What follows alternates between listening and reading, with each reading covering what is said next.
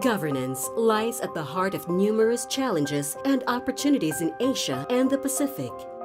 Rapid growth has lifted millions out of poverty, and yet many countries face governance deficits that hold back their economies and citizens from reaching their full development potential.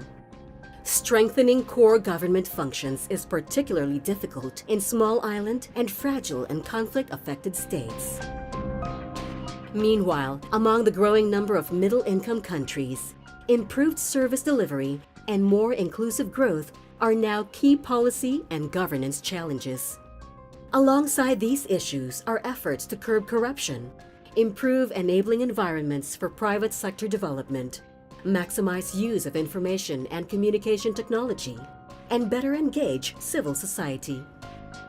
Governments, non-governmental organizations, and ordinary citizens across the globe are experimenting with and applying a range of new approaches, instruments, and technologies to strengthen various aspects of governance and change the way governments and citizens interact to improve development effectiveness. Central to this exploration are the following questions. What innovative approaches can be taken to improve accountability and control corruption? How can information and communication technologies be leveraged for better governance and improved service delivery? How are governments innovating to improve enabling environments for private enterprise, investment, and development? How can civil society play a stronger role in demanding and supporting better governance? What is the role of international financial institutions like the Asian Development Bank in fostering these innovations? Good governance and sound public sector management matter to development. Well-managed countries are likely to make better progress and are likely to deliver better services for their people. Distinguished guests, ladies and gentlemen, welcome to the last panel session of our two-day event. For those of you who have attended all the other sessions, you've seen that the topic for this session, governance, has been a recurring theme in all the other issues that have been discussed. So without further delay, it's my pleasure to invite to the stage our panel for this session. Mr. Tony Kwok, Deputy Minister Orchibat Chuluunbat, Bruno Carrasco, and Vinay Bhargava. And the moderator for this session is, I guess, a bit of a Filipino legend. We are really very happy to have as a moderator Professor Winnie Monsod for this session.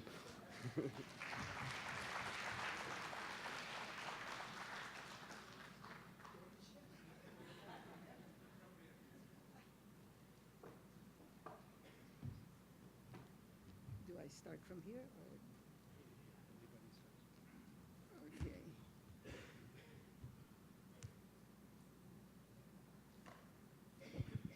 That bit about legend hurt.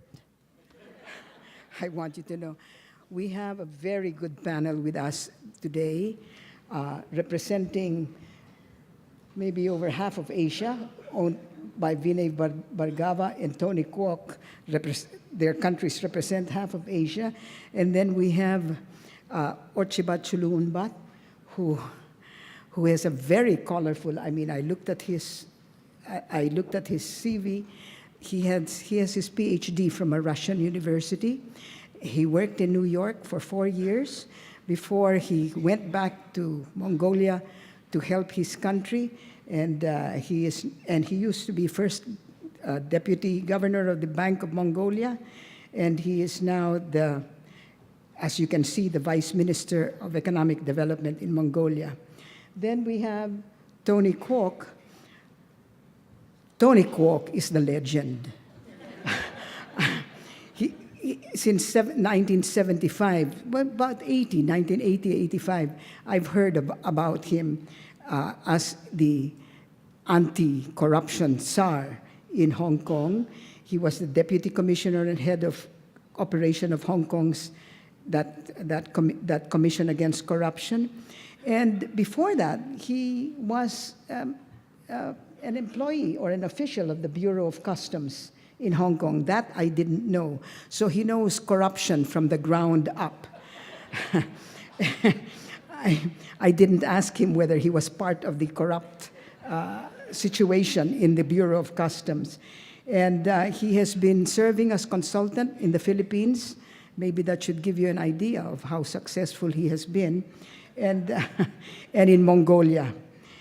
Then our other speaker is Vinay Bhargava. He is Chief Technical Advisor. He belongs to an NGO and board member at the Partnership for Transparency Fund. But before his becoming an NGO, he was very much part of the international financial institutions scene. He was, in fact, country director here in the Philippines for 6 years from 2005 and 2001. And he was very proud to say that he saw 3 presidents during his term here as World Bank country director. But he is also a professor at Georgetown University. And not only that, he's a professor at Kobe University in Japan. And finally, we have Bruno Carrasco from the ADB, but he has been in ADB since 1993, so over 21 years. So we consider him a Filipino, especially since he is Spanish by origin. He started in ADB as a young professional. And, if Tony Kwok and Vinay Bhargava represent half of Asia, well, Bruno Carrasco can say that 400 years ago, he belonged. Spain owned half of the world. So, we've got very good, very big powerhouses, but he is still in ADB now, and he's currently co-chair of the ADB's Governance Committee of Practice. So we're going to hear from their varied experiences. It's going to be I hope it's going to be a good session. We will start with Vinay Bhargava, NGO. He's going to give the framework from which we all are going to, we're going to speak afterwards.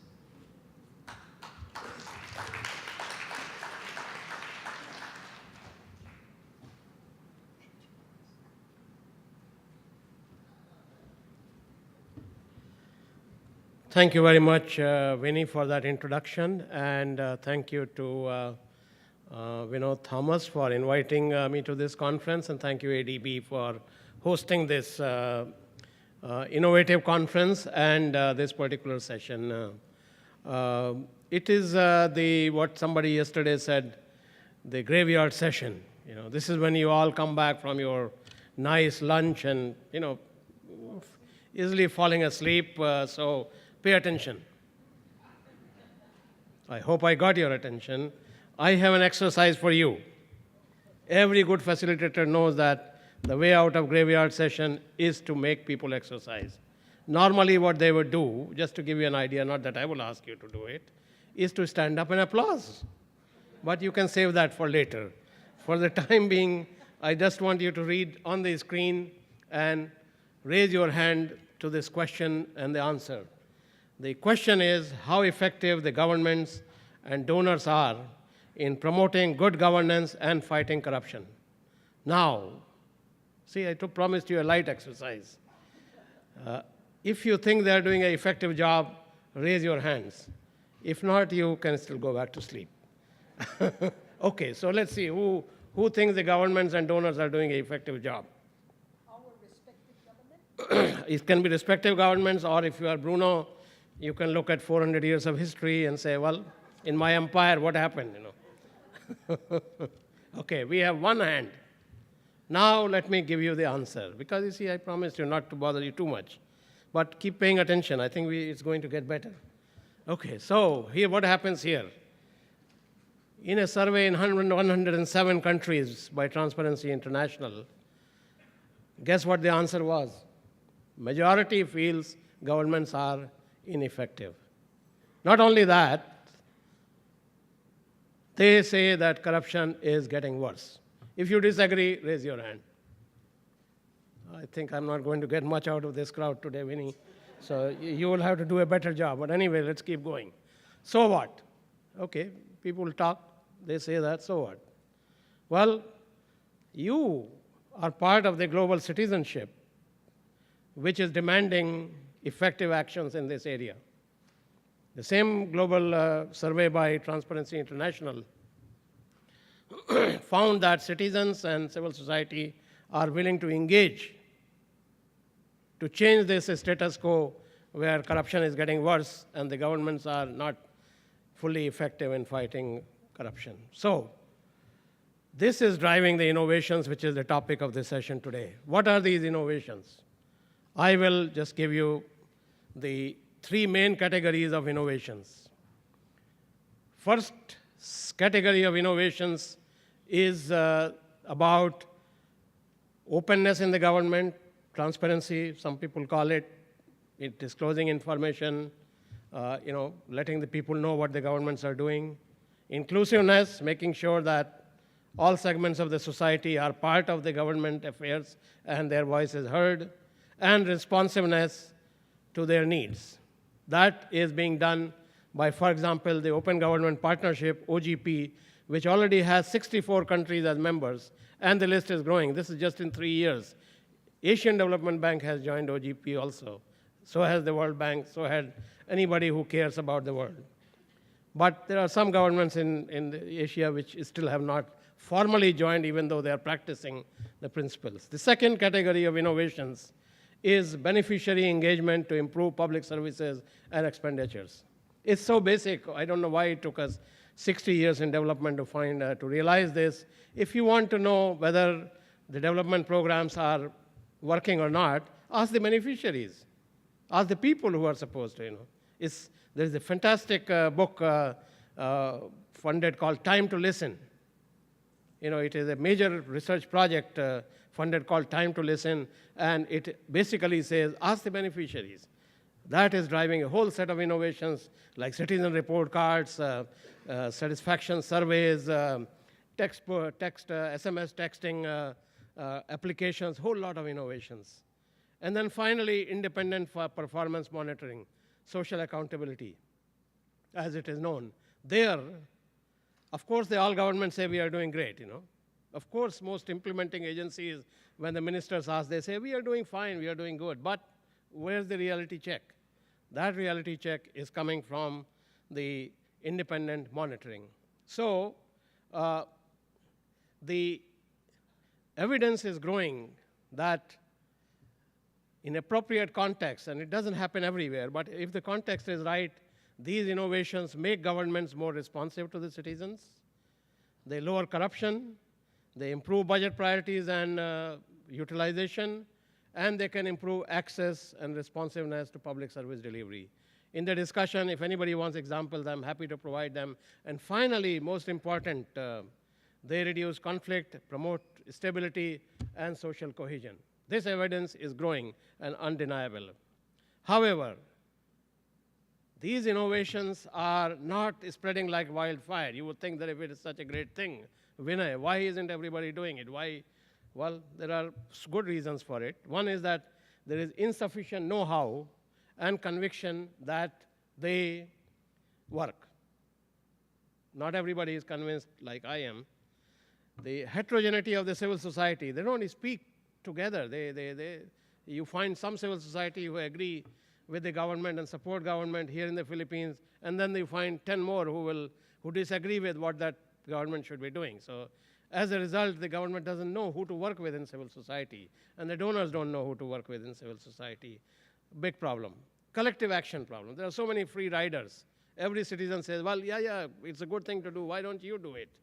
And I will benefit from that, And the collective action has many other problems. So that's then inadequate funding and policy support. Inadequate funding because who is going to support it? Citizens' time costs money. Civil society time requires training, skills. Not every citizen is capable of understanding the budget. Not every citizen is capable of understanding the intricacies of budget policy making and the foreign policy or anything else. So who is going to fund there? The governments, the very governments who don't want this kind of effort? No, civil society doesn't want to be compromised by government money. So that's a big problem. And finally, inadequate funding and policy support. Funding, which I already mentioned. Policy support is the enabling environment for civil society to flourish. We know that in many countries, while there is enabling environment, there is pushback. You know, they're closing the civil liberties. They're clamping down on them. They open a little bit, then they clamp down. This is an ongoing pendulum, and there are many cross-country data available on it. So, in my view, to conclude, it is time to scale up support for these innovations in governance, given that public is demanding it. There is growing evidence that it works. And most importantly, this is for all the government representatives here, they should realize, just as it happened here in the Philippines, it happened in Tunisia, it happened in Algeria, it happened in Egypt, and it has happened throughout the history in many more countries. Risks from not involving citizens are higher than risks in involving them. So what do you do? Yesterday somebody said, the failure to learn from failure is the biggest failure of all. And we are repeating that failure again and again. We're not learning from that. Such innovations represent good value for money for donors, you know, and they should make adjustment in their policies. So here is my conclusion that, look, at the moment, the current support for good governance and anti-corruption programs is unbalanced. That's the pyramid you see. Who is getting the most of it? The same corrupt officials who are ineffective at solving the problem. That's the one donors keep giving more money to. Raise your hands if you think that the corrupt governments are capable of reforming themselves. But donors will keep giving money to them. Second is the independent accountability institutions, such as Commission of Audit, such as Ombudsman. They are in many countries, in Philippines, they made a nice provision that you cannot reduce the budget for Ombudsman's office. They forgot to say that they mean not nominal, it's nominal budget.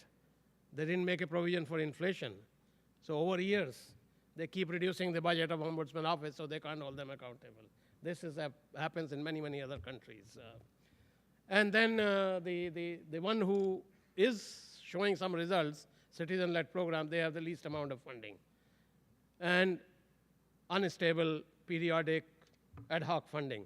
So what do you need to do? I think you see my diagram there, a crude attempt at it, shows, you know, it doesn't mean that they should all get equal amounts of money, but the point I'm making is that innovations in governance which are showing results, you donors and governments and civil society should show more support to them and put more money into it. Thank you very much.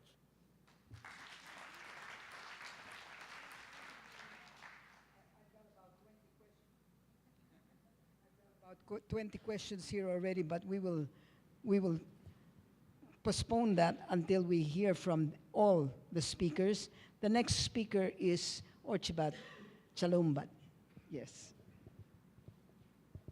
who is going to give us, of course, his country experience. Thank you. Good afternoon, everybody. Let me first thank ADB and ADB staff for making all arrangements for us and for me to come to participate in this conference.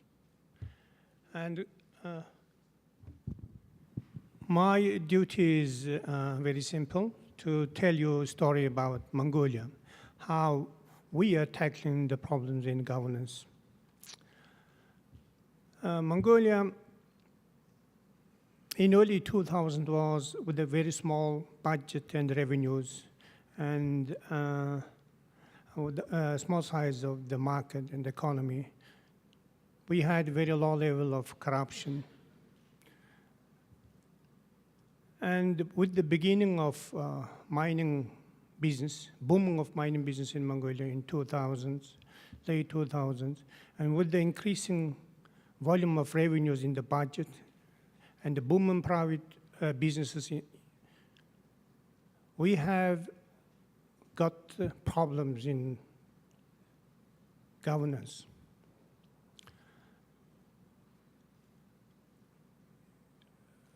In 2008, Mongolia set a goal, one of the goals of Millennium Development Goals, to tackle problems in governance, to improve the transparency in the public affairs, in the public procurements. And since then, we have been trying to do and to tackle all issues associated with corruption and public procurement. In order to tackle the problems, we have organized a lot of meetings and conferences together with international institutions, organizations like UNDP, ADB, and others. And these problems accumulated over the last 10, maybe 10, 15 years. And finally, we came to issue a new law on glass account, so-called. A glass account, indeed, it sounds like a law on transparency. So according to the law, every public procurement should be placed on websites, and every procurement document should be published in public newspapers. And transparency is coming now to the public in central and local areas. This is one of the examples of how we are trying and going to tackle problems associated with governance. In 2006, thanks to Mr. Kwok's advice and assistance to the Mongolian authorities, we also approved the law on corruption and set up a new agency, government agency, Anticorruption Police, that has been doing quite effective job providing information to the public about the public procurement and publishing all information about the reports and revenues and income reports about high top officials. And that will definitely create the new image in the public, in the society, that government was doing the right job to tackle the corruption issues. A year ago, government also drafted and submitted to the society, to the public, draft of law on smart government, which means that we would like to turn the big government to the smart government, to use more innovative equipments and innovations in the governance, to mobilize more experienced and skilled people to the government, and to use more innovations in the governance. We now the discussion with the people how we should reduce the huge volume of problems or hindering process from the government side to the private sector. We know that a lot of government officers are trying to hinder the private and business and investment activities in Mongolia by causing delays, by causing delay in signatures, by not providing licenses and permits to the private industries, private sector. And these numbers in some time for just one business was more than 200. So can you imagine that just in order to start one business, one individual or company should collect more than 200 licenses and permits that were really impossible in a small economy like Mongolia. So it has been reduced twice, and we are working still further to reduce it again twice in order to create a more favorable investment and business environment for the private companies. That is the steps we should take in order to, in the improvement of governance in my country, as we understand. And exactly the same things and the steps should be taken in countries, especially in this area, Asia Pacific, in developing countries. We are far today from finished. There is a lot of problems ahead, but we are strongly determined to continue our activity to tackle these issues in the years to come. And of course, it will be done efficiently, would be done if we would be working together in a cooperation, a partnership with other countries based on their experiences and lessons learned. And of course, in partnership with international organizations, how we are working now today with the UNDP, World Bank, and ADB particularly. So thank you very much, and we are looking forward to work together. Thank you.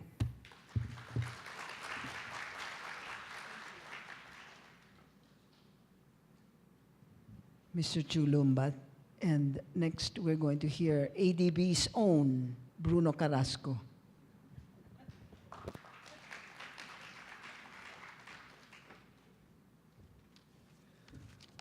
Good afternoon to everyone. I'd like to begin by thanking the organizers for inviting me. Perhaps it's befitting that I start my presentation with reference to the Independent Evaluation Department.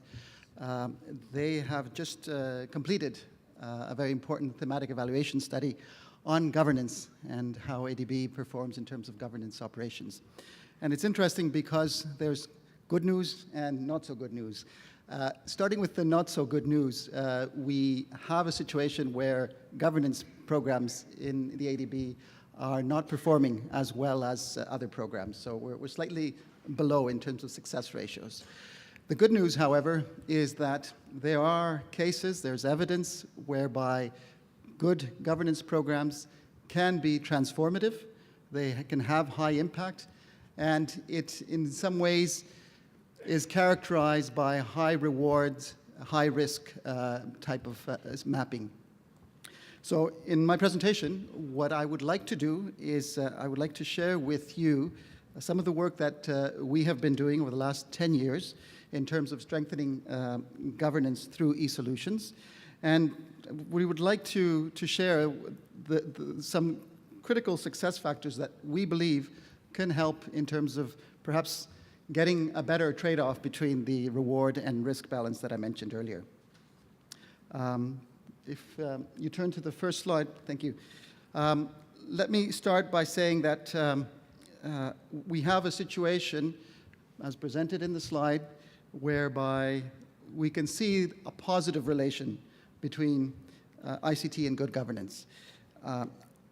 What I want you to look at is we have a scatter plot of countries in Asia in 2012, and where we see that the countries that have spent or invested in e-government solutions tend to have stronger performance in terms of governance as captured in the rule of law.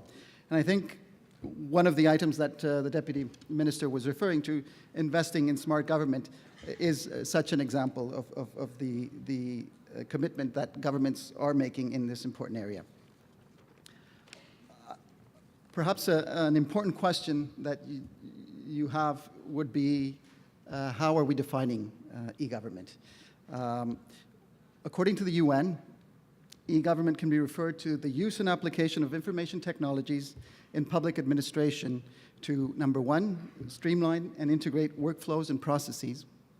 Number two, effectively manage data and information. Number three, enhance public service delivery. And finally, number four, expand communication channels for engagement and empowerment of people. So it's a fairly broad concept, but I think it picks up on a lot of the items that certainly were discussed in the opening session yesterday. Let me stop on that point and turn to a second point, and that is the role of institutions. Certainly in ADB, we believe that institutions critically matter for development. We can go back to some of the seminal literature, Douglas North and institutions, but we look at it from the point of view of various angles. We certainly look at institutions as critical for service delivery. We also, let me stop perhaps there on institutions, we also want to bring in one last or third item in terms of this discussion, and that is drivers of change. Our Strategy 2020 has identified governance and capacity development as a key driver of change. Development is about transformation. We want that change to take place. We want to introduce change through those institutions. However, information and communication technology is also a very powerful driver of change. So the idea behind a lot of the work that we've been doing, certainly in South Asia, in terms of strengthening governance through e-solutions, is to graft the whole concept of drivers of change into institutions. And how do we do that? Well, we do that through e-solutions.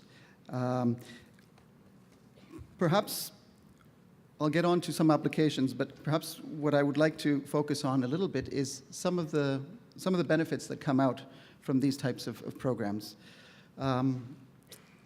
Organizational efficiency is one key aspect of these investments in e-solutions. We certainly believe that there are institutions can be made more effective through improvements in organizational efficiencies to strengthen service delivery across government to government, government to business, as well as government to citizens. A second key aspect in terms of benefits is that it is easier to apply and it deters corruption. What am I thinking of here? If we have the ability to use e-solutions to avoid face-to-face interaction, and you can think of it in terms of tax administration, you can think of it in terms of a licensing process. If you remove that face-to-face interaction, you're making it easier, you're discouraging in some ways the risks of corruption taking place. That is a very powerful instrument that we have. A third item has to do with corruption as a risk mitigant, applying some of the e-solutions. And here again, I can draw the example of a tax authority where if I'm generating data files that allow me to compare and contrast income tax submissions against, say, VAT imports, I can cross-reference this data and I can identify those outliers, which allow me through a risk audit system to zone in on those high-risk elements and then thereafter enforce sanctions.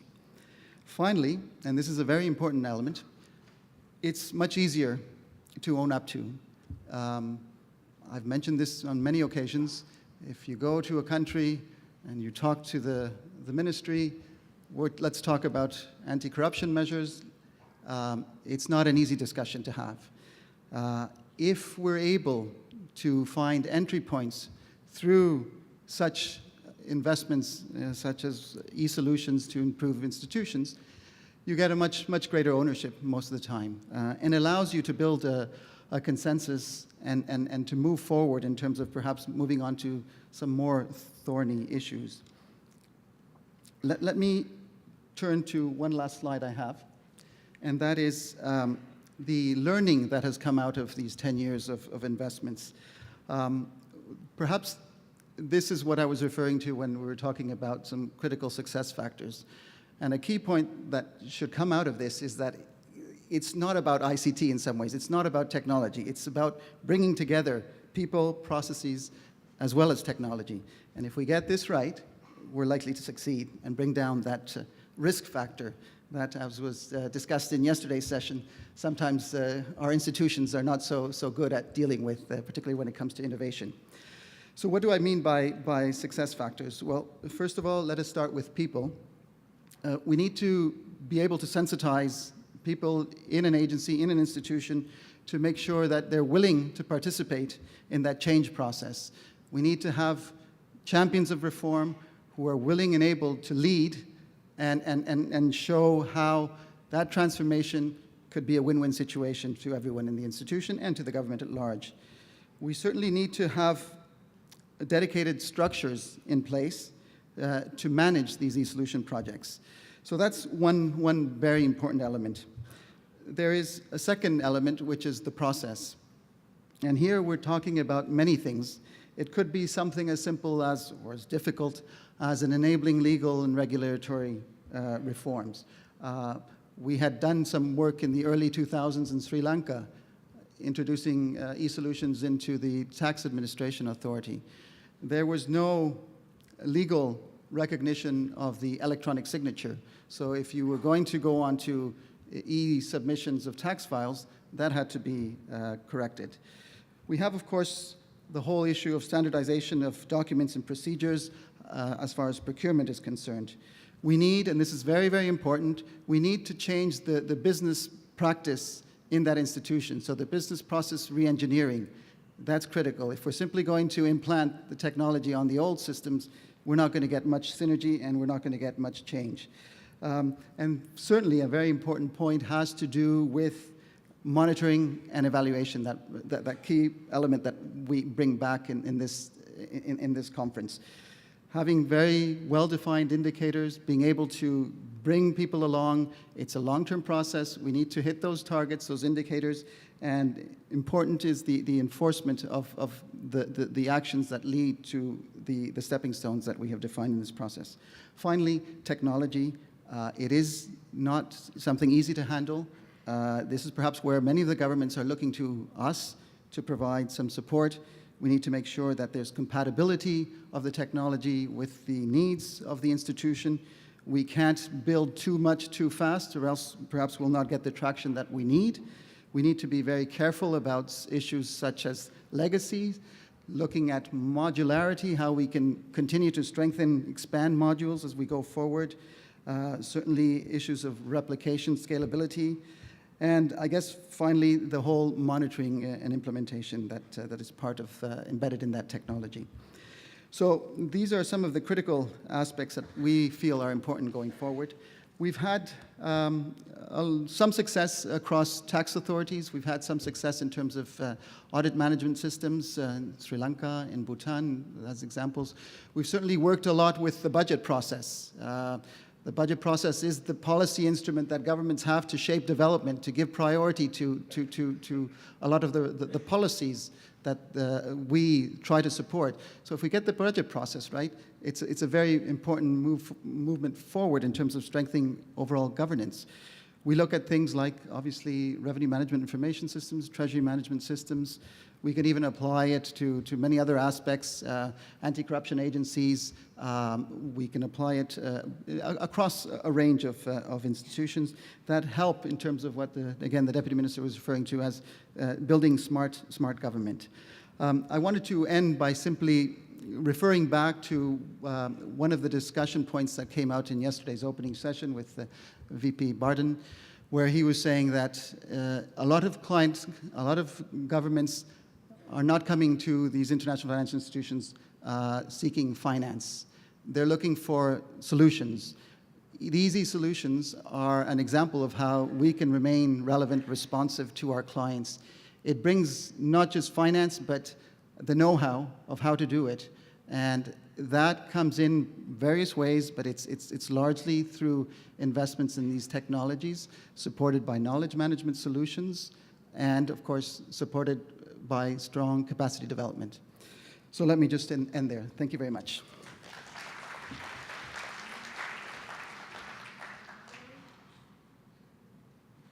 Last of our sharers, Tony Kwok.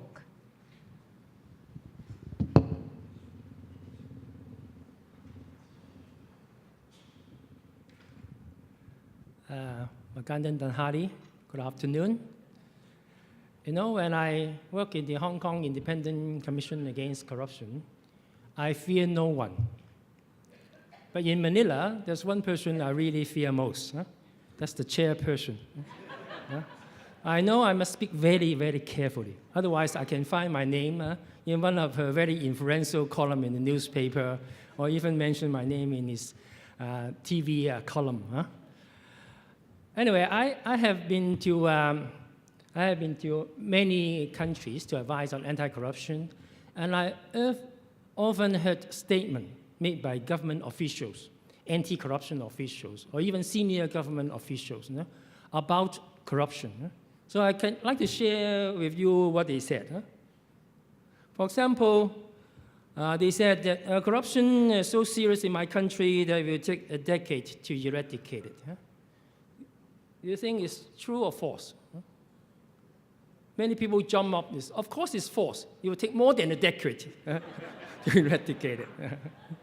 Okay, but anyway, if we can identify all the opportunities for corruption and plug them all, then corruption will be eradicated. True or false?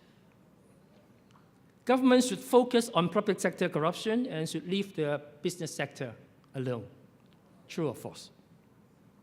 The anti-corruption agency should focus on big fish cases, and we should be able to tolerate petty corruption. True or false? And we can rely on the dedicated anti-corruption agencies to fight corruption. True or false? These are all false statements. So if you get them right, then you can be an anti-corruption consultant easily. Okay. If you have different view, we can discuss it in the discussion forum later on. So from my experience, I believe that there are two important understandings about fighting corruption. That's the main framework, that there is no single solution to fight corruption. If you think that all you need is to get the system right and prevention, and then corruption can be eradicated, I'm sorry. This never happened. You need a multi-approach. And then secondly, of course, it's good to set up an anti-corruption agency to focus, to spearhead the fight against corruption, where you cannot rely on the agency alone. That means everybody should be involved. There should be coalition. There should be partnership with the civil societies, etc. Okay? So when we say the multiple approach, actually in Hong Kong in 1974, 40 years ago, we were the one to first start saying that the anti-corruption strategy should be a three-pronged approach: education, prevention, and enforcement.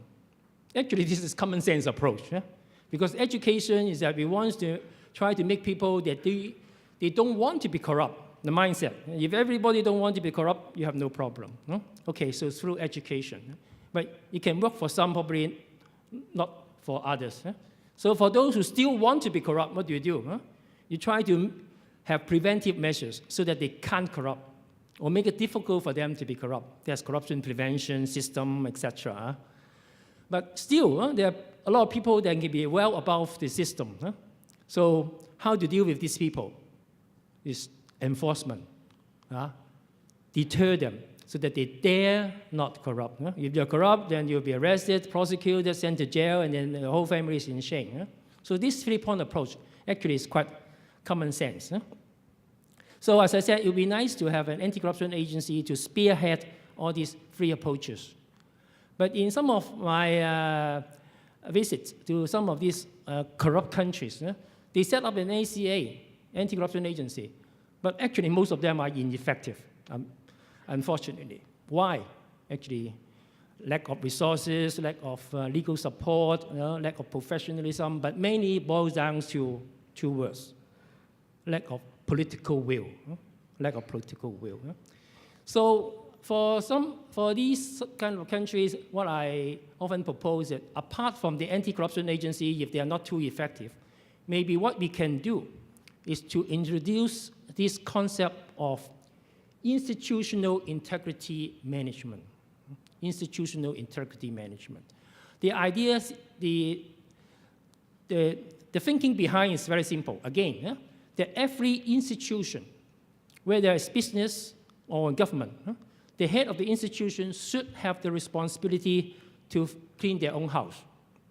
I'm a commissioner of customs. I cannot really say that my responsibility is to collect revenue, to fight smuggling. Corruption is not really my problem. Ombudsman should deal with it. No, he should have the responsibility to fight their own house. So can you imagine if every government agency, every banks, every public utility company, public listed company, they all have a proper institutional integrity management. We probably do not have the 2007, 2008 global financial crisis. Okay, yeah.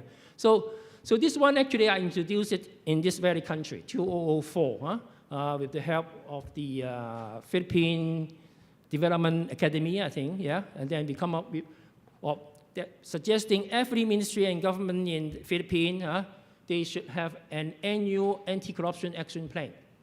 So the action plan should have 4 parts. The 3 parts actually self-explanatory, as I said. Staff integrity, so that the staff don't want to be corrupt, education. System integrity, so that the staff cannot corrupt, system. And then at the end, monitoring and deterrence, so that they cannot corrupt, so that they dare not corrupt. But for a government agency, actually the overriding factor is the boss. If the commissioner or the director general is not interested, you can forget about this plan. So you should start with the ethical leadership. So what should be included in this kind of action plan? I leave it for further discussion. But this would be a good framework for our discussion. And this would be an area where you can have an innovative approach. Perhaps I can just mention one. For example, I understand there is a senior official from Bhutan. I learned from Bhutan that they put the code of ethics and ethic training on their internet. And every government servant are required to go through this e-learning course on the internet. And then they have to sit for the e-test on the internet. And if they fail, they have big problem. They probably have to try it again. If they fail again, then maybe that's the end of his career prospect. Okay, so this will be one of these innovative approach. If they ask me, I can give you about 30 of them, but we don't have time. So this would be a kind of framework. My suggested good anti-corruption framework is that you should have an effective anti-corruption agency with 3-pronged approach, and then everybody should be involved. So the government institutions, banking, should have their own institutional integrity management, and then working together with the civil society and the public. This would be a formula to tackle corruption in any country. Okay, so I usually give this kind of introductory talk to corruption in 3 hours. But the chairman has been staring at me, I can see. It's like maximum 7 minutes, so thank you very much. Yeah.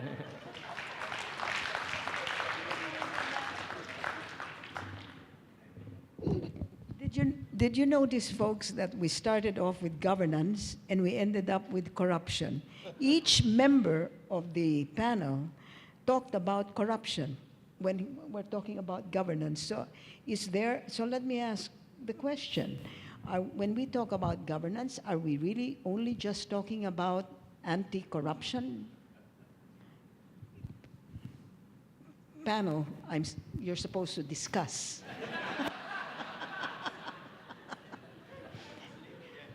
Shut.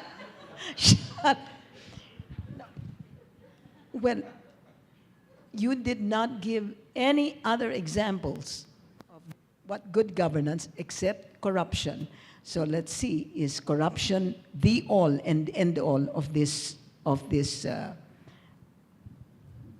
I think my view is that corruption is the symptom.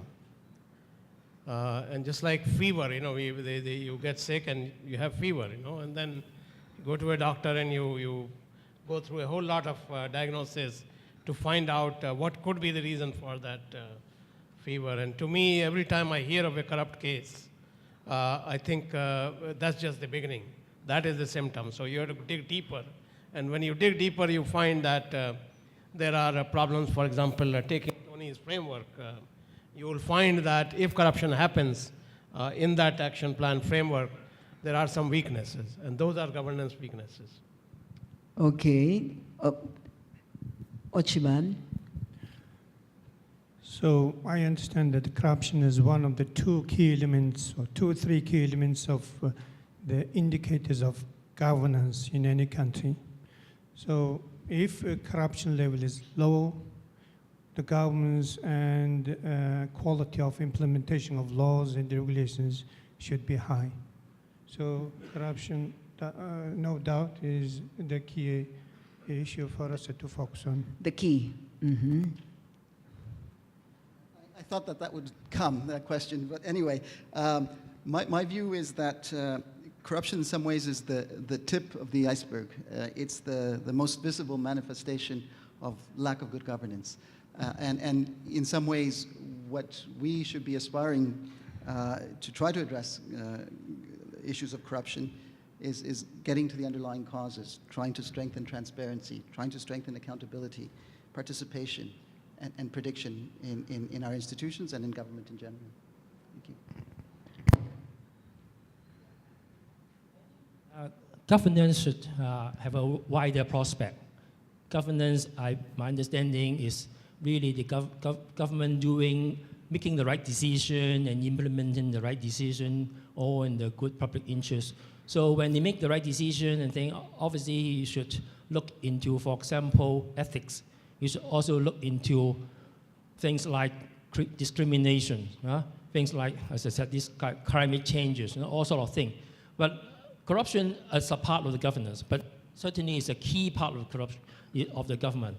If the government is corrupt, if the government is corrupt, probably you can forget about most of the other things. Yeah. So it's only right that that we put anti-corruption and governance together in this particular forum, and then it's only right that we should discuss these two issues together. All right.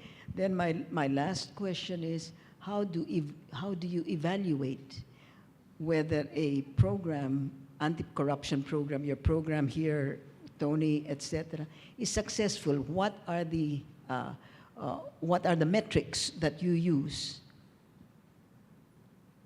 You want to start first? I can mainly talk about corruption. If you try to measure corruption, I don't think there is one universally agreed scientific method, because corruption is a secret thing, a secret crime. So you can never be able to measure what people are doing in secret. So you have this long famous the corruption perception index, but clearly they are not scientific. Clearly they are accepted. They talk about perception only. They ask around people, and mainly their own business people, which country are the most corrupt? So how would these people have been to all the countries and study all this country and know which country are the most corrupt? So it is a good reference. I think when the country is corrupt, most of the people are aware of that. But you try to differentiate them by 1 point more and 1 point lower, probably I don't think it's a scientific measure. But I have made some suggestions that people can actually do some public opinion survey on that. For example, in Hong Kong, we do ask people, the respondent, when you have a public opinion survey, over 1,000 respondents, citizens, etc., we ask a number of questions. One of them is that, have you ever come across corruption yourself in the last 12 months? Okay, so this will be a very specific question. When a representative of people, how many percentage of people actually come across corruption? So many countries do that, and somebody do a kind of survey, and then the average of all the countries is about 27%. So if you are above 27%, means that you are more corrupt than the average. And if you are below, then you're of course better. In Hong Kong, is 2%. And 2% actually include corruption in the business as well as government sector. So I thought this one is a good thing. The other one, I think that somebody also do it, is that I always believe that one good measurement on the problem of corruption in the country is that, is corruption a high risk or low risk crime? If people consider corruption as a high risk crime or low risk crime, if I'm involved in corruption, what are the chances of me getting caught? So one good question of perception is not to ask them, what do you think about corruption in this country? How bad is this country? No, ask them this specific question. In your mind, is corruption a high risk or low risk crime? Give them some kind of scale. If most of the people think that corruption is a low risk crime, then you have a real problem. So these are some of the examples which you can use ICT and this kind of public opinion surveys. probably done by civil societies, in order to give some kind of measurement about the state of corruption in your own country. And you can do it by year, so you can then compare to see whether you have improved or getting worse. Okay. Can we open the floor now for questions? Ooh, there's lots. I will. 1, 2, 3. Okay? We take them 3 at a time. Thank you very much to the presenters. I'd like to pick on something that Vinay said and give my thoughts on it. You mentioned about us not supporting corrupt governments. And if we look at all the countries that we deal with, the government is the most powerful. Can you raise? Yes. The government is the most powerful setup and has control of all the resources. So if we ignore that, we're ignoring the most fundamental agent of delivery of services to government. So I'd like to sort of have your thoughts on that point. And picking up on, just continuing on that issue, I'd like to sort of maybe ask Tony that if we were talking about the measure of how we look at corruption, my personal thoughts are that this corruption debate is completely sidelined. The fundamental issue is about the effective and efficient delivery of services. And if you have effective, efficient delivery of services, then the corruption issue is not, it's not an issue at all. And just the third point, that we talked about the enhancing and empowering civil society. But again, my thoughts are that we should be careful not to make it an adversarial relationship with government. Because again, the government is the most powerful player in the public sector. So what we should be encouraging is a cooperative environment where government actually recognizes the importance of civil society. I spent a fair bit of time in Indonesia, and I saw the change in Indonesia where they moved from a distrust of civil society for the use of civil society. And I think Heidi here, my colleague, can talk about the Philippine government engagement in the youth and engaging the youth constructively in improving services. So thank you. There was no question. Was there a question? Yeah, there was a question about whether or not we should not support corrupt governments because the capacity development measures are not working, the point that Vinay made. And I just wanted to highlight the issue of, to Tony, that it wasn't, the point is not corruption, but the effective and efficient delivery of services. You are distinguishing corruption from efficient delivery of services. Is that it? Well, to a certain extent, I'm saying the focus should be on effective and efficient delivery of services rather than corruption. Oh, do you? Oh, okay. The next, no, the man and the lady in pink. The lady in pink, you're supposed to be second. Okay, go ahead, please.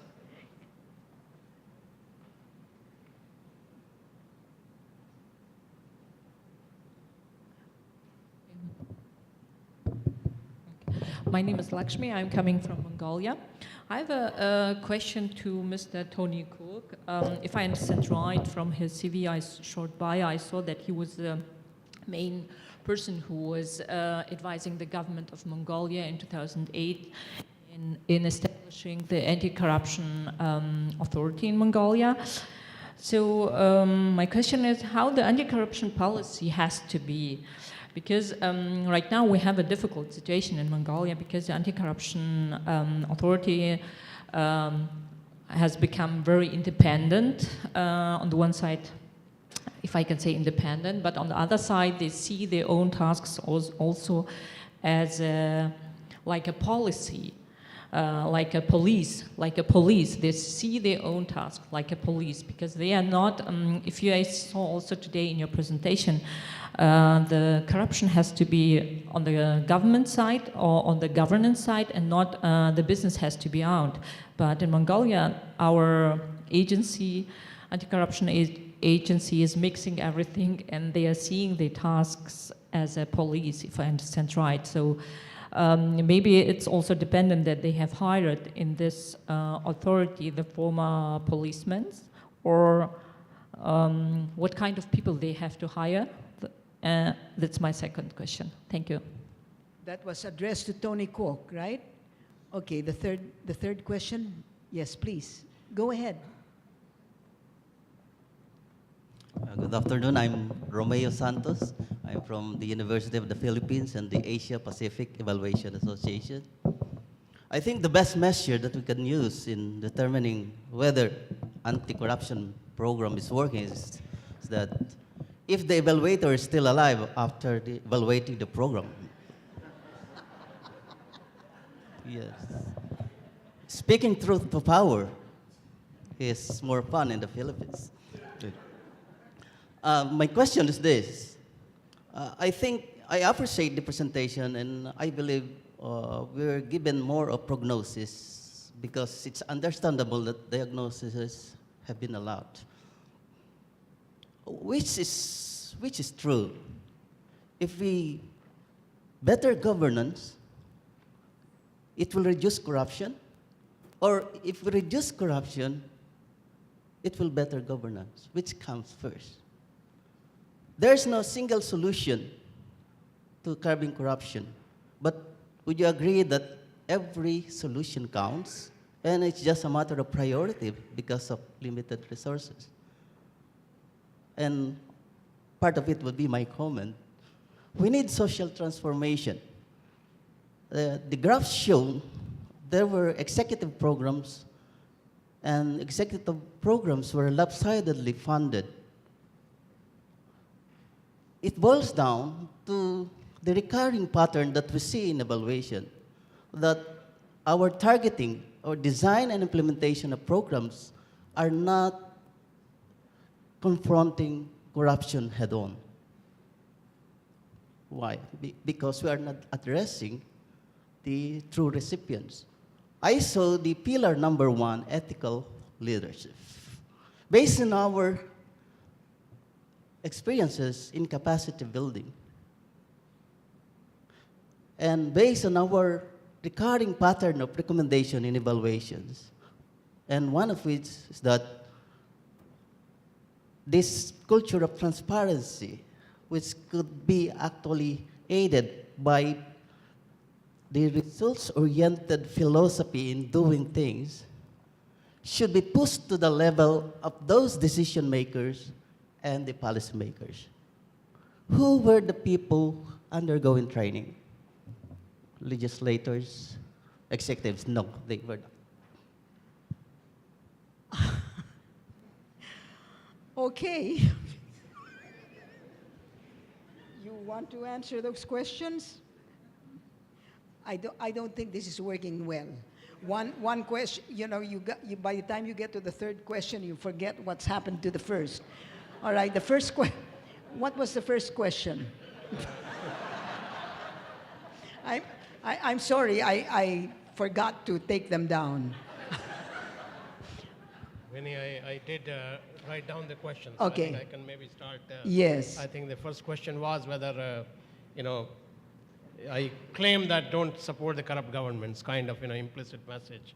And the question was, how can you do that, given that each country has a government? And I think you are absolutely right that every country has a government. It's a sovereign country. You have to work with the government. So what do you do in a realistic situation? Two comments. First, recognize that governments are not monolithic. So within each government, there are reform champions, people who want to do good things. Yeah. And you identify those and work with them. And that's my first point. And I think a lot of things, good progress, can be done.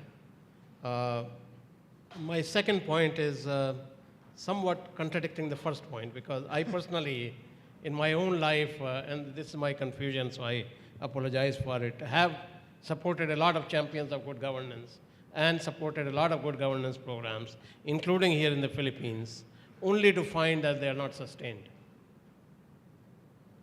And to me, in some sense, the issue is what Tony mentioned in his presentation, that no single agency can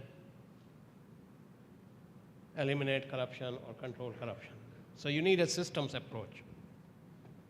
And that is the point. And just to illustrate it with an example, in a World Bank finance project or an Asian Development Bank finance projects, we typically rely on audit as one way we rely on procurement rules, safeguards, to catch any irregularities. But we know that neither one of them is effective. We never ever go to a anti-corruption agency and say, Tony, look at this implementing agency and tell us what can be done to strengthen their preventive systems. We never do that.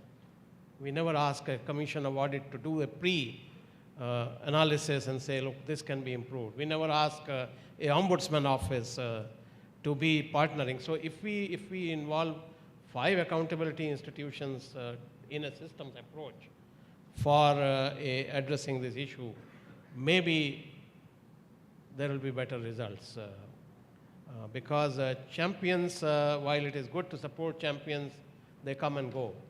And we have seen it in many, many countries, including here in the Philippines. The good champion is there, things work fine, remove the champion, institution is back to where it was. Thank you. But just a minute, Vinay. As I recall the first question, she was asking whether we should not be concentrating on effective and efficient government services rather than on corruption.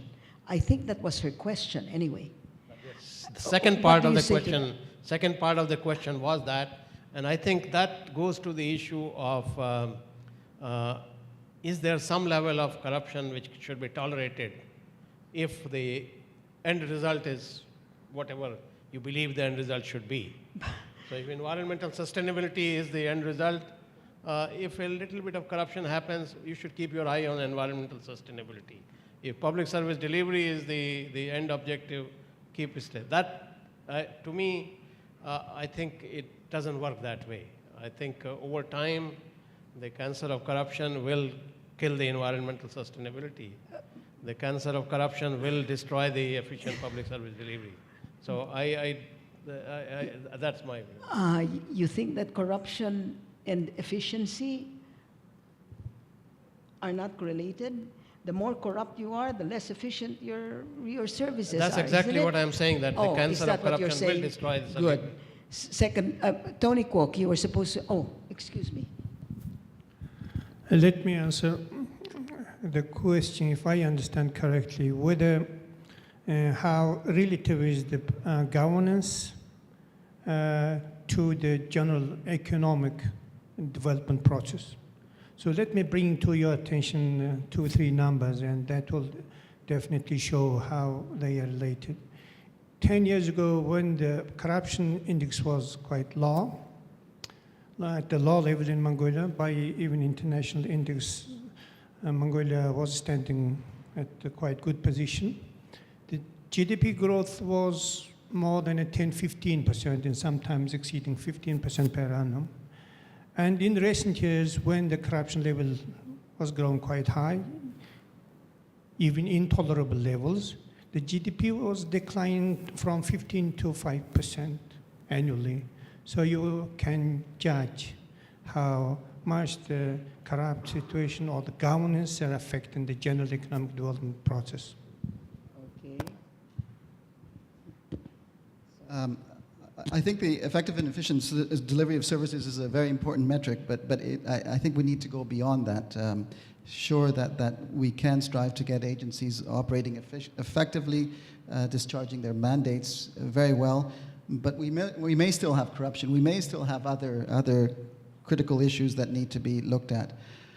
I would say, and going back perhaps to the earlier question on some of the indicators, we have to start with the simple principle that we need to have checks and balances in the system, the independence of the executive, legislative, judiciary. And that, I think, is the basis and the foundations to work from. But certainly, and this again is a little bit in line with what we're doing in terms of supporting governance across countries, we know that there are very important factors or elements that are part of that architecture. A national integrity strategy, Right to Information Act, perhaps an effective anti-corruption agency with enforcement powers. These are all very important parts of that framework, and we can assess the quality of these institutions and whether they're doing their job. And I think that if we take a more holistic approach and we target not just service delivery, but these checks and balances and looking at how the process, the machinery of government is working, I think we will be better off. Thank you.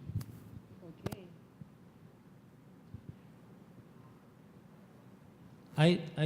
I do manage to get all the 3 questions. Huh? Okay. On the first question, that if we have effective delivery of service, then there's no problem for corruption. I'm afraid that it's slightly too simple-minded. I think corruption, particular major corruption, mainly involved in procurement, big contracts, or maybe in law enforcement, and the biggest probably in political corruption, election corruption, etc. So these are the sort of major corruption. Efficient and effective delivery of service, of course, is very important, but they are part of the whole issue of corruption. Okay, so we should deal with basically all of them. I always believe that there should be a zero-tolerance approach. We should deal with all kinds of corruption, major, petty, business corruption, government corruption, etc. So this would be an interesting question. Should we support the corrupt government? This would be difficult for the development agency, for example, knowing that this government is corrupt. So should we continue to support? Well, I think so. I think one of the ways, of course, is that you can support the civil societies. You can support maybe a free media. You can organize courses for investigative journalism, etc. So many things you can do. If they do have an anti-corruption agency and you try to help the anti-corruption agency, try to make them more independent, free from political interference, try to build up some kind of professionalism into it so that one day it can be used, etc. And maybe one of the things I think is to grab the opportunity for an election. When it comes to election, that's the time you can get the change. So the development agency can really can support all this election campaign for anti-corruption candidate, etc. So this is the sort of thing that would help. For example, the person the one who asked question come from Indonesia. I think is a good example. They set up the anti-corruption agency called the KBK, and I think there's a lot of support from development agencies to build up the profession of KBK, and they have been seen to be probably, in my view, one of the most effective and successful anti-corruption agencies in Southeast Asia. Okay, and then I think they also support a clean election, and supposedly the new president was elected through this anti-corruption platform. So there are a lot of things that can be done. Mongolia, yes, actually I assist them to set up the IACC, the Independent Anti-Corruption Commission. So the question is that, they become too independent, apparently, my understanding, too independent and too focused on catching people. So upsetting the whole things. So, well, partly this is my suggestion, but partly they are not.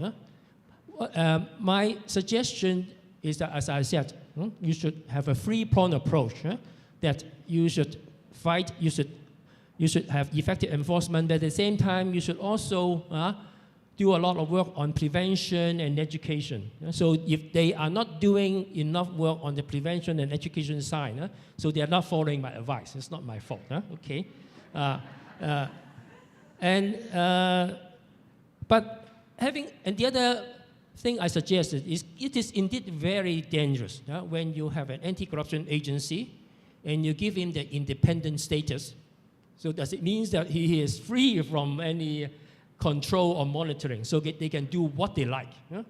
So this is a real danger. And I always said that there should be some kind of a good check and balance system to avoid the anti-corruption agencies falling into abuse. Yeah, but weren't you saying, Tony, when you were heading the ICAC, that you were given complete blank check, carte blanche. Yeah. I So fear no why- one. So why I all of a agree, sudden yeah. are you saying you need checks and balances? Yeah. Oh, we do have a check and balance. Yeah, yeah. Yeah, If where? If you have time, I can explain to you. In Hong Kong, we have the ICAC, totally independent. Yeah? We can do what we like, theoretically. But having said that, we do have a operation review committee. So they are supposed to watch on our investigation. But they don't watch on our ongoing investigation. They don't know what we investigate.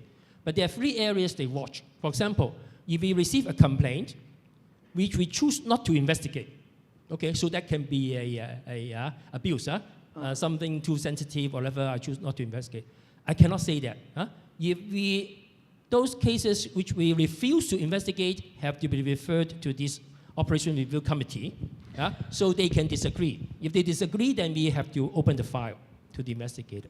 Once we finish an investigation and it did not end up with prosecution, if it did not end up with prosecution, the report, you should compile a report and go to this Operation Review Committee.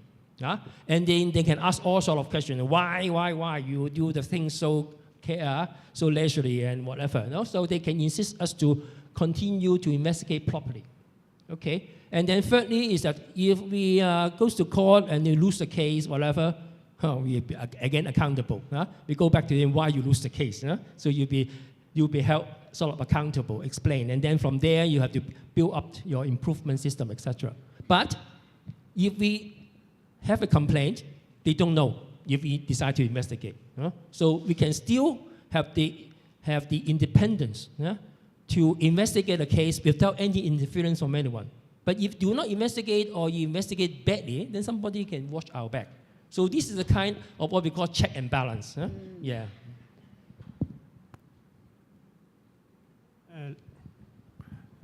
Mr. Kwok, let me clarify one point. Does it mean that the anti-corruption agency or police should be more focusing on preventive and educational activity rather than on the punitive actions? Because situation in Mongolia is becoming the last case. That more well, I would say that 3 are equally important. 3 are equally important. You can just do one and forget about the other 2. 3, you can do it all together. So in the Hong Kong Independent Commission Against Corruption, we actually have 3 independent departments. We have one department dealing with investigation, one department dealing with prevention, and one department dealing with public education. They employ professionals. But if you ask me, of the 3, equally important, which are more important than the others, then I would say enforcement. When you are in a country where there's a real corruption problem, I think the first thing you need to do is really try to deter people from being corrupt. If you still have a lot of corrupt officials hanging around on the top, honestly, how can you introduce good preventive measures so that overnight, I'm the Commissioner of Customs, you put in whatever measure, you think that you can deter me from corrupt, irrespective of what kind of good system you put in? Very difficult, I think. There must be a way to circumvent the system, I believe, if you are corrupt. So the best thing is to get rid of them first before you can put in the preventive measure. One good example, and I'm from China, Hong Kong part of China. China is a good example. China has been facing corruption problem for 30 years. And then you look at their strategy, their National People's Congress solution.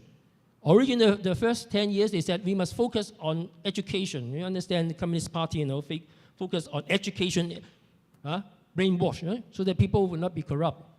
Does it work? Of course not. So the next 10 years, they focus on prevention.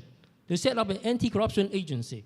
But this National Anti-Corruption Agency is called the National Corruption Prevention Bureau. So they only focus on prevention. They don't arrest people. So does it work? No. So it now begins to work. You now know. I mean, look at the newspaper. Yeah. Every day is full of big fishes cases. So that is the way. Okay. You deal with big fish cases, then you talk about prevention and education.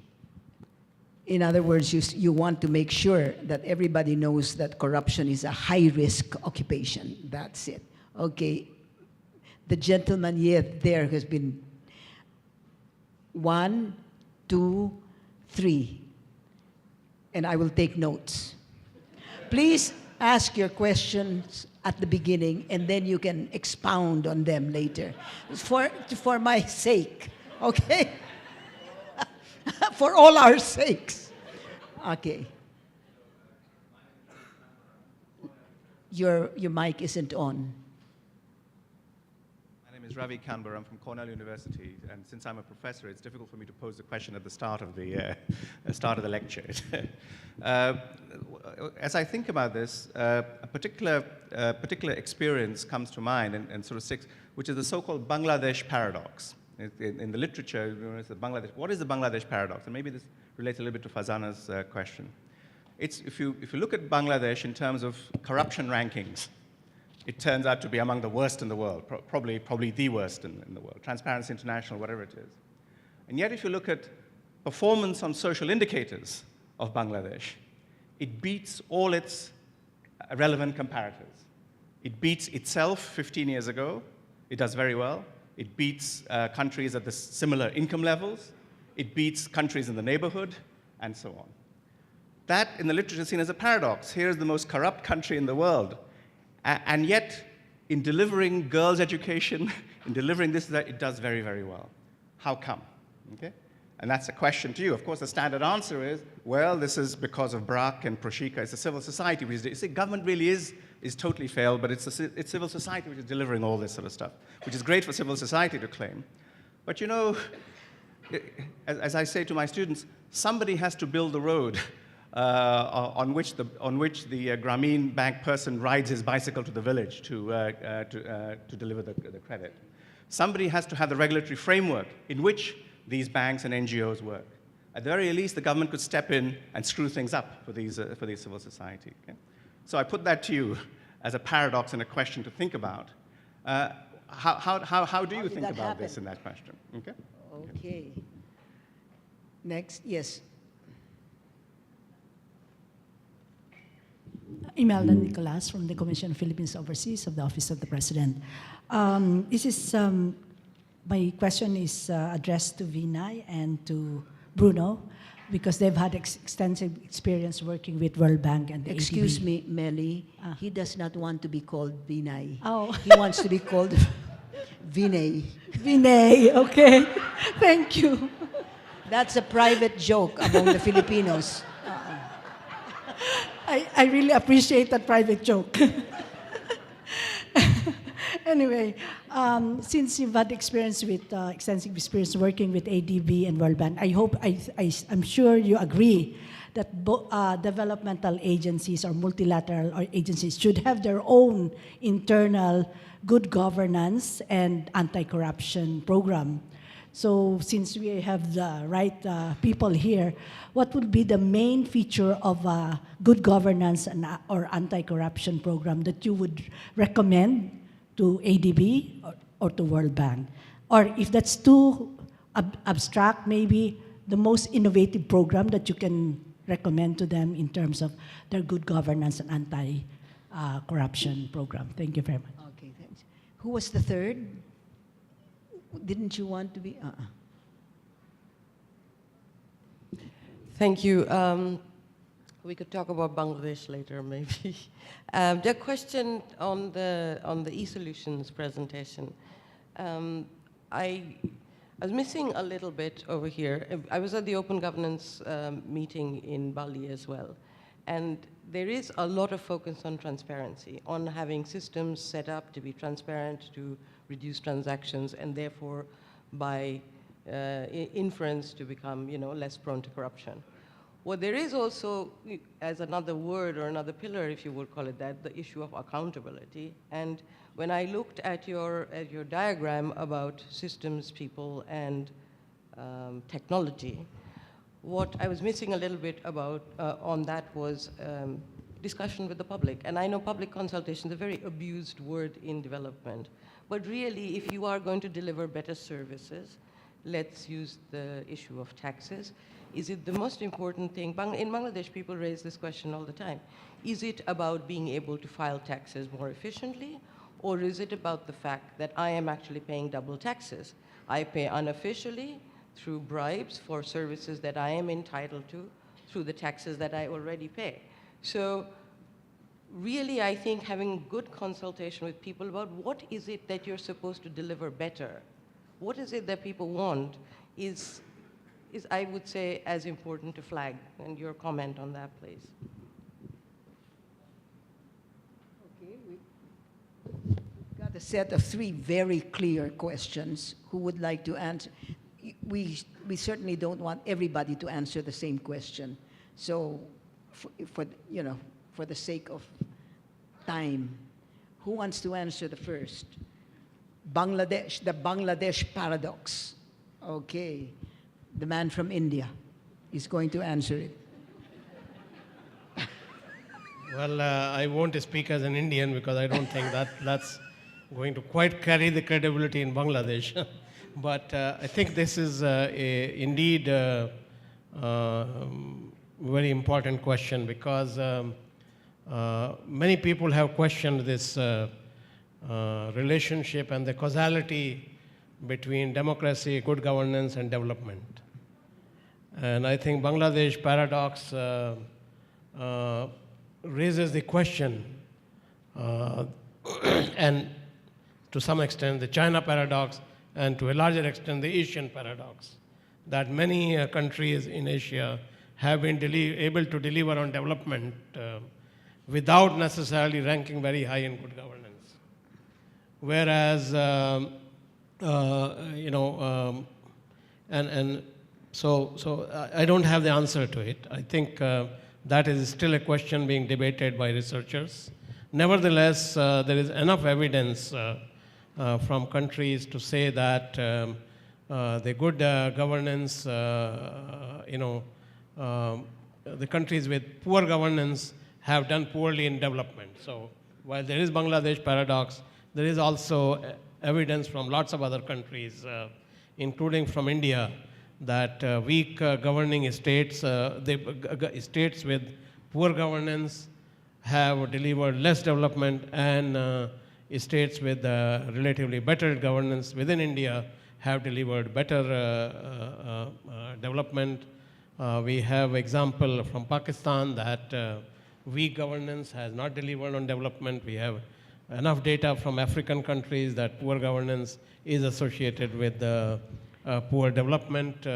So I think by and large, most people, while acknowledging Bangladesh paradox and to some extent in Asia, the Asian way of governance raises the question of whether democracy is necessary for development, or the India raises the question whether democracy slows down the development in terms of India and China comparisons. So that debate will go on, but nevertheless, there is enough evidence to show that poor governance is associated with poor development outcomes, while acknowledging the truth of the Bangladesh paradox. Okay, Ravi, the answer is that it's an outlier. Do you have your own answer? Would you like to share it with us? Yeah, my point really is that what it does is that it actually moves us away from a deeper discussion of the relationship between the state and civil society and the delivery of services in the way. So those people who have looked at this thing in Bangladesh in great detail have actually talked about the political economy of it, which is that somehow the state has reached an accommodation. That it said, in this area, we will not interfere, we will not screw things up, okay? But that then leads to the next set of questions. How did that accommodation arrive itself? And then they say, well, it's to do with the war of independence. It's to do with the particular parties and particular accommodations that were reached at that time, and so on and so forth. So my main point is that it actually stops us from having a deeper discussion about the nature of corruption, the nature of accommodation that states make, and so on. Thank you. Thank you. What are you going to do? Just so that everybody's clear, are you going to answer this question, or are you going to answer the second question? Oh, okay. If you allow me. No, I just wanted for clarity. Okay, all right. So on the question on the critical success factors, and that there was not an apparent or explicit reference to reaching out and bringing people on board, as I understood the question, in terms of the particular issues on taxation. We certainly, in that reference to project preparedness, we do recognize that a very important aspect of paying taxes is being able to communicate effectively what is the purpose of paying taxes and what are we going to do with the money that you collect. And I wanted to perhaps bring an example of the Maldives, where we have been doing very good work with the taxation authority, where they've introduced a modern tax system very much based on IT solutions. And part of that work has been a recognition that the government was not able to provide the minimum services that the country would expect, because they simply had no revenues to collect. And there has been a tremendous achievement, partly in terms of using social media to be able to reach out and explain why it is important to pay taxes and what those revenues are going to be used for. So certainly the communication strategy is essential, and certainly it is a very important critical factor in terms of success. I wanted to touch a little bit on the Bangladesh paradox, because I have some observations. We go back to the question of effective delivery of services. Perhaps the government is unable to deliver those services, and perhaps they outsource those, whether explicitly or implicitly. Is that a solution? Certainly. We have various types of service delivery. It doesn't have to be by the government. It could be by civil society. It could be by the private sector. The question perhaps is how it's evolved. And I think these are some of the points that Professor Kambur was referring to. I also think, and I think Mr. Vinod Thomas has mentioned this in previous presentations, if you look at the paradigm that good governance is important to growth and development effectiveness requires a strong element of good governance. If you look at these indicators that we were referring to before, and I think in his words, if you're a Martian who comes down and compares across regions, we see that Asia has among the weakest governance indicators that we typically refer to, and yet it leads growth. So here's a governance conundrum that we can add on to this, perhaps the Bangladesh paradox. Let me stop there. Bruno, do you want to also mention answer the question on the World Bank and Asian Development Bank, and what recommendation do we have? Take the lead on that one. Well, I think let's hear from the Vice Minister first about the open government question, and then we'll come back to that question. And Tony, feel free. One of the questions was what kind of transparency or what level of transparency is being introduced or practiced by the countries. So let me just tell you how we are doing in Mongolia.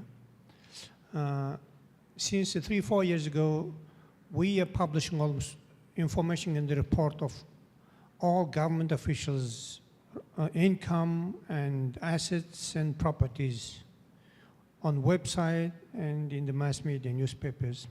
So that will enable all public and individuals to look and to follow the income developments of each government officials. And secondly, in public procurement, because a lot of complaints are coming with regard to the public procurement tender issues, all bidding documents or bidders information are available on the website now.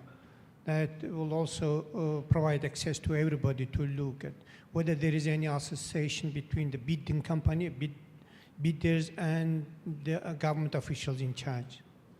So these kind of steps are helping us to make some progress in eradicating the corruption. Thank you.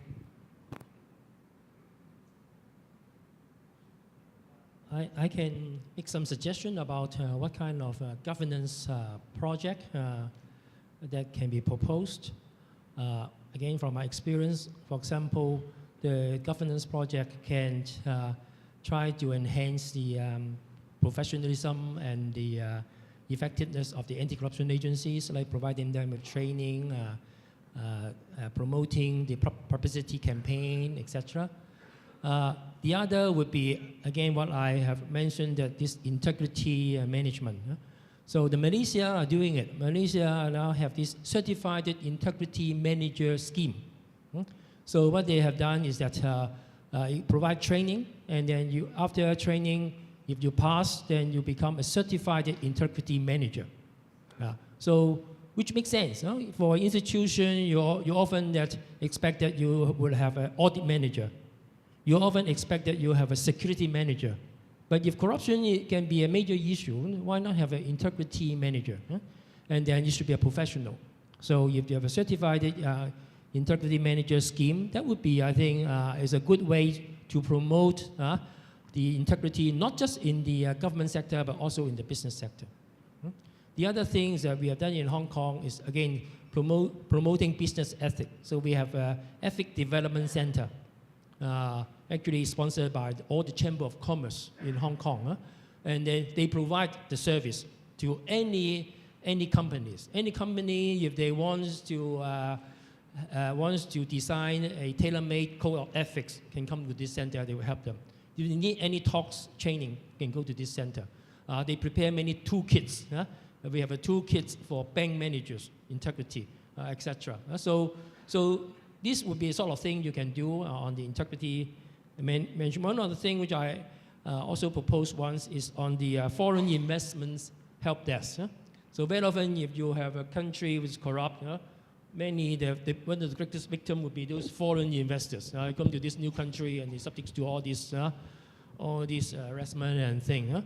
So maybe for ADB or thing that wants to promote investment and development, they can provide some kind of a help desk to advise them, to help them, to smooth things up for the foreign investors who are probably new in their countries. So these are a few of things that can be done as a governance project. Okay, we're ready for the third set of questions. Oh, sorry. I'm sorry. Save it for the last.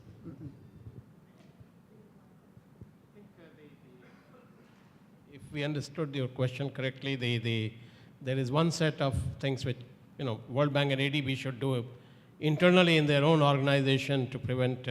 That's your question, right? And I think the formula is the same as Tony said. Prevention, education, and enforcement. And at least a little bit I know about the World Bank. We have that, it wasn't always there, because if you look at the history of the World Bank and ADB, you have to ask the question, why is it that it took them almost 30, 40 years of operations before they established the Office of Anti-Corruption for Enforcement? It wasn't always there. And then secondly, the education, and even the Office of Ethics. I had a long career in the World Bank, at least half of the history of the World Bank I was in the World Bank, and I don't remember that in my first years anybody talked to me about educating me on the ethics. There was one ethic which I learned when I was in the State Bank of India, which said that only gift you will accept will be the gift of fruit and vegetables. But they forgot to mention that whether gold, fruit, and vegetables are prohibited or not. So the informal education being given to me was that, look, fruits and vegetables made of gold and silver are fine. The manual says that. So I think there has to be, that's just a kind of an anecdote about how ambiguity in some of those ethics rules can create this issue. And I think where I live in United States, in Virginia, at the moment, the governor of Virginia has been found guilty of corruption. They just lost governor because the rules and the regulations and the education about corruption is so vague that it was in question whether accepting a Rolodex gold watch is considered corruption or not, whether accepting that some businessman will pay for your daughter's wedding dinner, whether it is corruption or not. And the court trial happened on that. To me, that's totally incomprehensible that why would even anybody think that a businessman paying for governor's daughter's wedding is not a corrupt practice. You know, when this, that kind of issue. So I think the short answer to your question, at least my point of view, is that the institutions are catching up on it, but the formula is still the same like for any other organization or institution: prevention, education, enforcement, and priority has to be on enforcement, to make a few examples. Otherwise, prevention and education are not effective. They are nice things to say, but carry no teeth.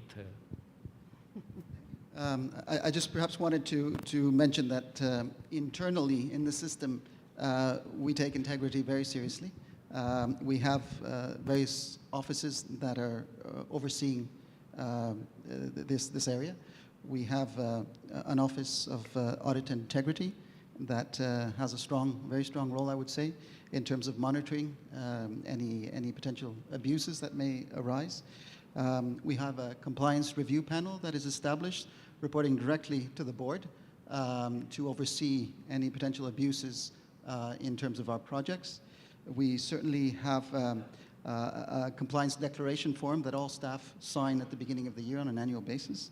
We have, in terms of the governance and anti-corruption work, we have an action plan in place, the Governance and Anti-Corruption Action Plan, that looks at doing important preparatory work whenever we're working in countries.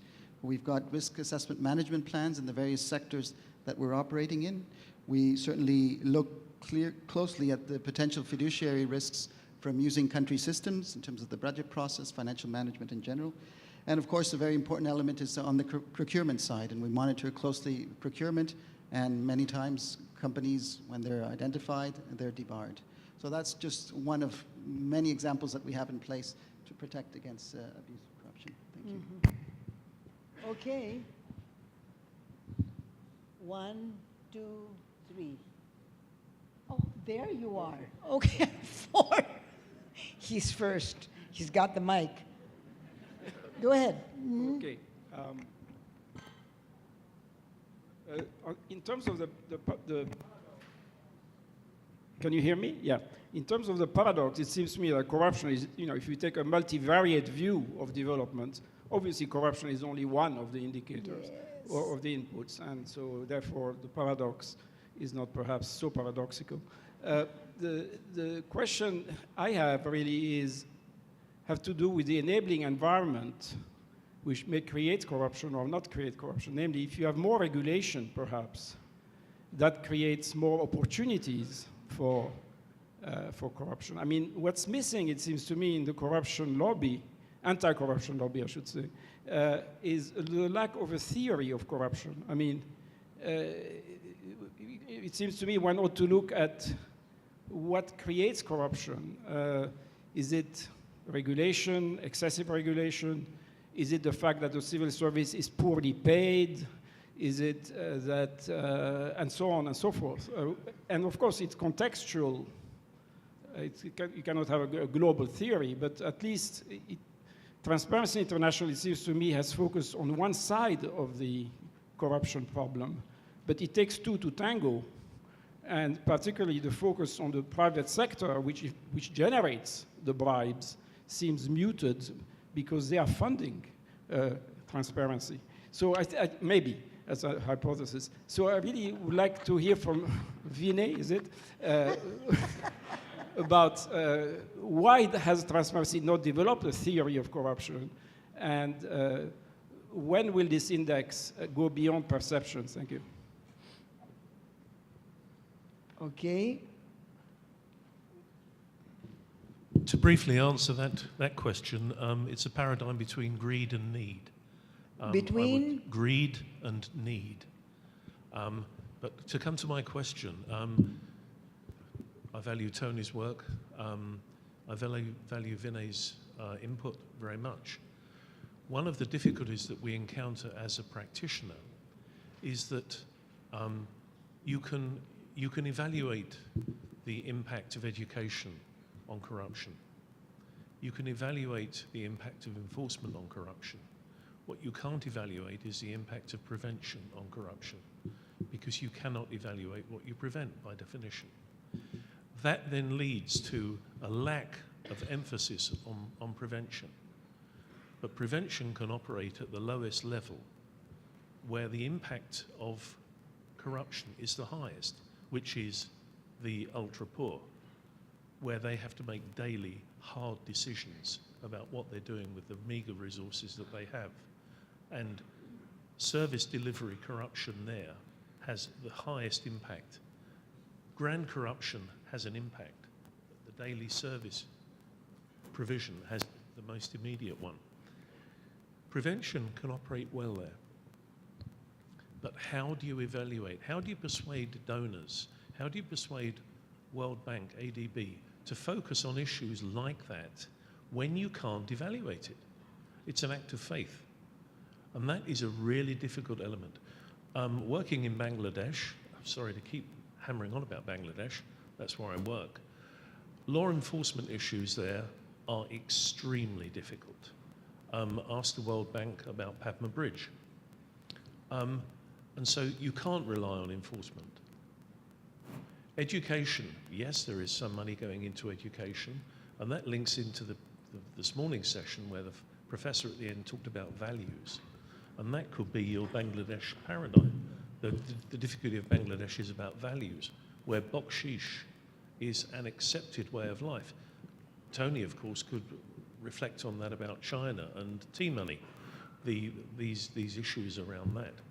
But the question that I pose is, how do we start evaluating what is effective prevention? Because prevention has got to be at the bottom of everything. Any medical analogy will show you that. How do we evaluate effectiveness in prevention? Mm-hmm. How do you evaluate something that never takes place? Go ahead. No, who was the third? Were you the third? Thank you very much. I think the presentation by all the panels, particularly on terms of general governance principles, the e-governance and the corruption was really clarifying and directive. What I want to touch on two observations, and that will drive, bring me to key fundamental questions on governance and corruption.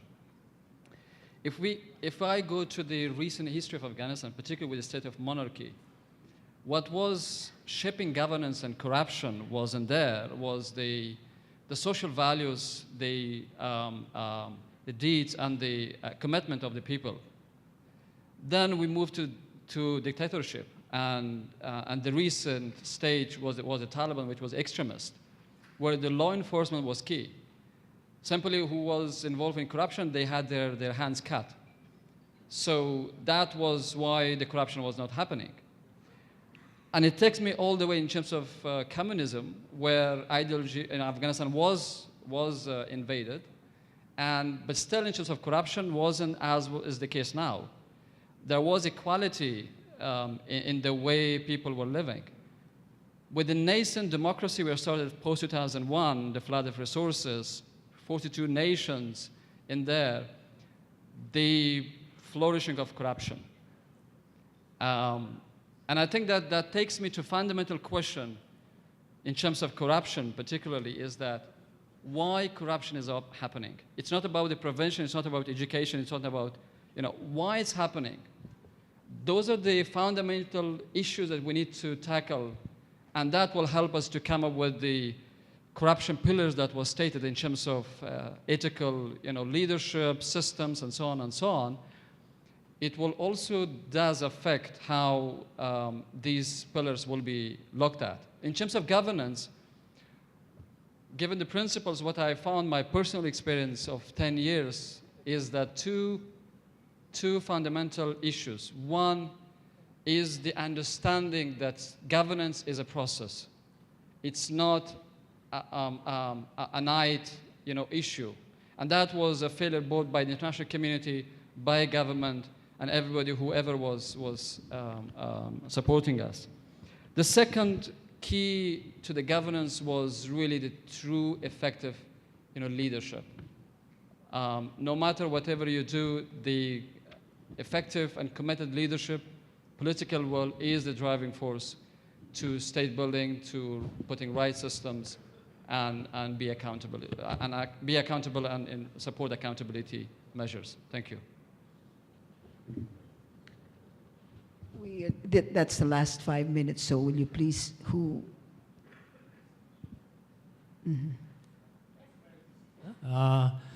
Asking about the causes of corruption, why corruption happened. You just reverse my three-pronged approach. Because people want to be corrupt. They have this poor ethics standard. People can corrupt because it's so easy for them to be corrupt. There's no system around. And then they dare corrupt because they know nobody is watching over him and he's not subject to any harassment or arrest or prosecution. So that's the enabling environment. When people have a low ethical standard, no systems to monitor, supervise them, and then there's no consequence if you are corrupt. So that goes back to how to deal with corruption. But back on this question about how to evaluate prevention, I think that, of course, not all the preventive measures can be evaluated. In fact, the expertise must be on the independent evaluation team. They're supposed to be able to do all this. But I just want to give some examples. For example, if your preventive measure is to introduce these performance pledges or service guarantee, it means every government department have to have a list of service guarantee. If you apply for a driving license, guarantee that you can get it in 3 days, that sort of thing. So if you have this kind of system, which means that the public have the right to complain every time you fail to reach that service guarantee. So that means that you'll be able to measure how many complaints you received and why they breached this service guarantee. So this would be one way you can evaluate the effectiveness of your system. The other, procurement. I thought this would be a good example. In Nigeria, the procurement has a huge problem, often overrated, and etc. So what they proposed from the president's office, they have a due process office. So any procurement above whatever amount of money have to go through the president's due process office.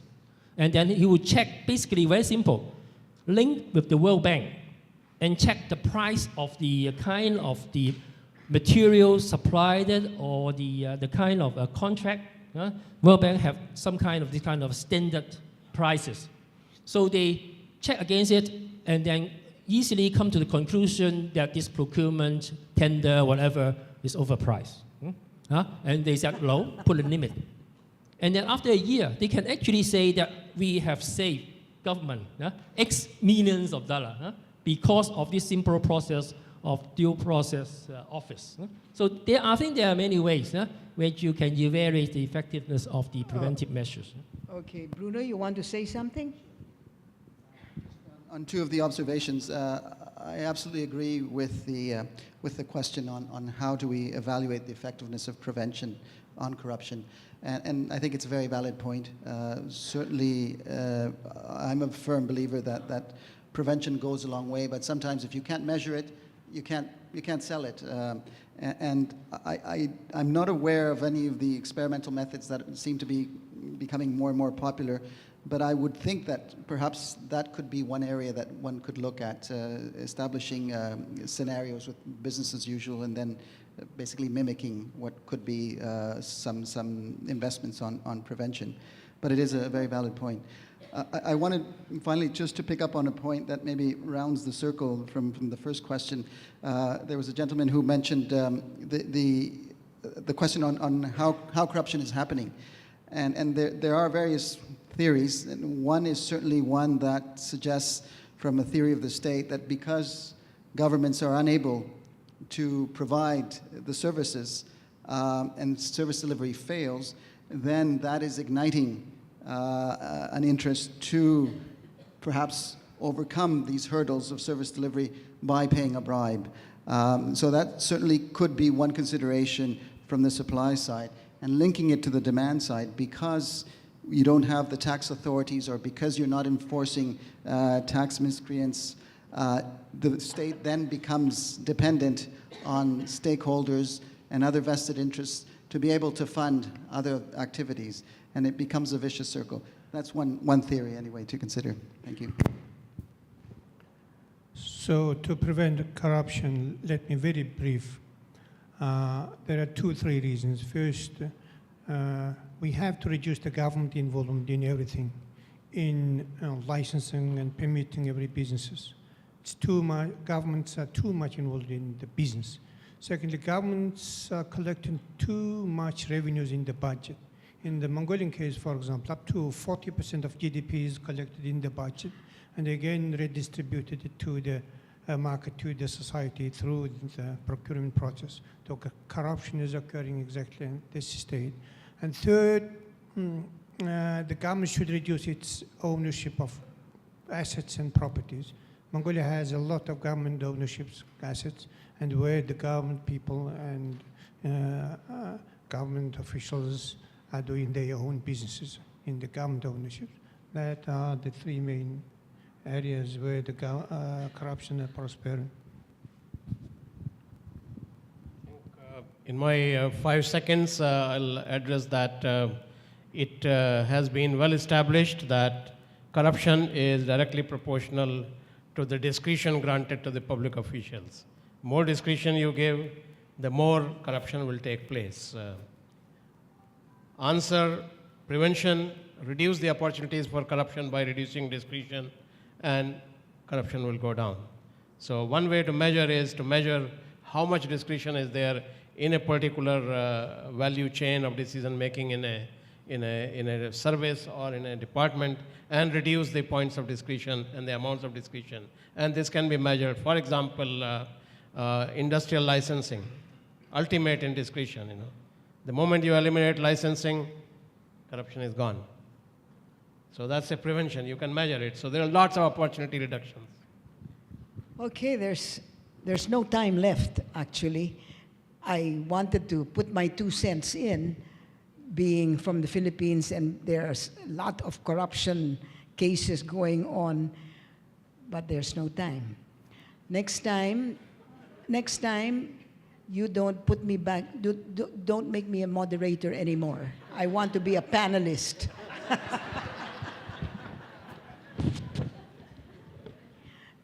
We want to hear from Vinny, so you can't just let her go like that. No, well, because the topic was innovations, and it started off with talking about innovations, but the question and answers had to do with the basic problems of corruption. We didn't get to hear what the innovations are that are influencing what's happening. In fact, in the Philippines, there are innovations that we have undertaken, and as a result, there has been an improvement in corruption. How do we know that there's been not an improvement in corruption, an improvement in corruption prevention? Well, we have the Transparency International, and apparently we have gone from 129 to 94. Now, this may not be because we have improved, but because all the other countries deteriorated. But no, but we have, our score has increased from 34 to 36 out of a possible 100. Yeah, that's small potatoes, but at least it's a start, better than going down all the way. Just this morning, or just in the past 2 days, we had a case. This is an example of ICT, where an abduction was photographed by a citizen, and she put it in the internet, and it caused the Philippine National Police to investigate what had happened, and it turned out that it was an abduction that was committed by 8 policemen. I mean, that's the kind of thing that innovation, and these innovations are not given by somebody on top, the government, but essentially it is by the very civic spiritedness of the of the citizenry. That's why Vinay's